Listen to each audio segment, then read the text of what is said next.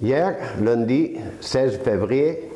à Trento, il y a eu une importante rencontre entre Union Valdôtaine, Südtiroler Volkspartei, PAT,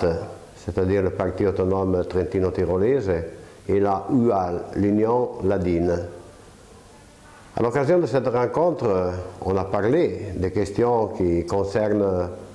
les autonomies des Alpes, les autonomies du Nord,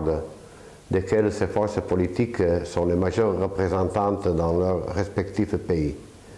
À la fin de cette réunion, qui a été fortement voulue par l'Union Valdôtaine, et de laquelle nous remercions les représentants des autres partis politiques parce qu'ils ont adhéré à cette initiative, on a signé un document important qui souligne et met en évidence tous les aspects importants et aussi quelqu'un entre ceux moins connus des parcours autonomistes de ces régions et de ces pays.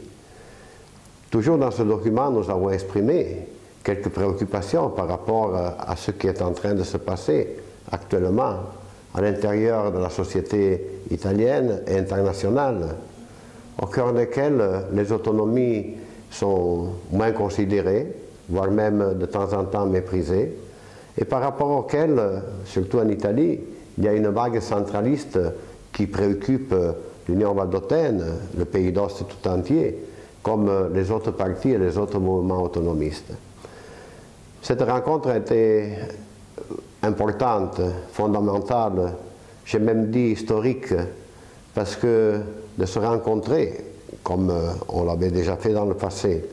et signer un document d'une telle envergure, d'une telle force,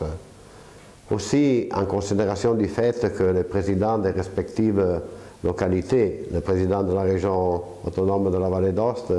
le président de la province de Bose et le président de la province de Trento avaient été impliqués, je disais, ce document a assumé une envergure sans précédent dans l'histoire de ces mouvements et de ces représentances. Bien évidemment, notre ambition n'est pas celle de se fermer dans un cercle privilégié de quelques sujets comme les nôtres, sans que cela puisse éclater à l'extérieur. Et en effet, hier, il y avait déjà des représentances politiques liées au territoire autonomiste. C'est par exemple le cas du BARD, le Belluno Autonomo Regione Dolomiti, et des Slovènes qui étaient présents à cette rencontre. D'autres forces aussi ont été évoquées dans ce document et seront contactées, seront jointes par les effets de cette rencontre que nous avons eue, que nous estimons le premier pas pour fixer une série d'autres rencontres que nous ferons dans les mois et dans les années à venir, bien évidemment, pour tenir toujours flamboyante cette flamme d'espoir entre les communautés ethniques et linguistiques des Alpes, mais aussi pour faire en sorte que s'éveille dans d'autres peuples, dans d'autres communautés des régions alpines, d'un versant et de l'autre des Alpes, cette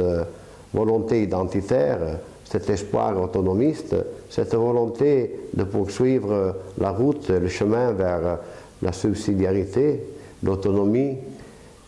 le fédéralisme et l'autogouvernement. C'est ce que nous avons essayé de faire. Nous en sommes pleinement satisfaits. Je dois aussi signaler qu'a participé le représentant de la du Sud-Tirol, élu au Conseil d'Europe, au Parlement européen. Il est intervenu, il nous a soutenus. Et moi, comme Valdôtain, je regardais cette chose avec un peu de tristesse, parce que là, l'unité de ces forces a fait en sorte d'avoir un élu au Parlement européen, ce qui n'a pas été possible ici, chez nous, au Val d'Ost, où les partages qui ont été provoqués par les forces politiques se disant faussement autonomistes ont empêché d'avoir cette possibilité. Mais quand même, le passé est passé, nous devons regarder à l'avant,